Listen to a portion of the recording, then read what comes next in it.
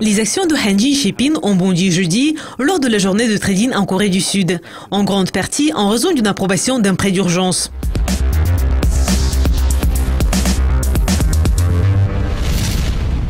Korean Airlines, le plus important actionnaire de Hanjin Shipping, a annoncé qu'il avait décidé d'accorder un prêt de 60 milliards de won ou 53 millions de dollars aux transporteurs de conteneurs en difficulté. Le porte-parole de Korean Air a déclaré jeudi matin « Nous allons essayer de fournir des fonds d'urgence le plus vite possible.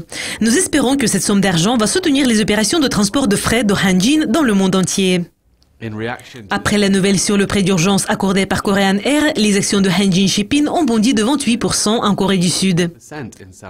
Cette hausse des prix des actions suit une baisse de plus de 20% enregistrée mercredi, car la société est confrontée à un risque de liquidation. Hanjin doit présenter un plan de réhabilitation en décembre, et tous les créanciers de la société devront l'accepter. Les spéculations quant à la possibilité d'obtenir l'approbation de ce plan sont un sujet de débat. Mais il est temps de rédiger le plan.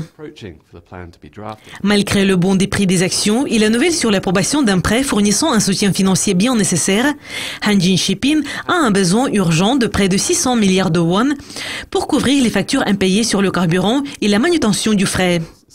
Le gouvernement sud-coréen semble être réticent à prendre des mesures de sauvetage. C'est pourquoi il y a de faibles attentes que Hanjin Shipping peut survivre.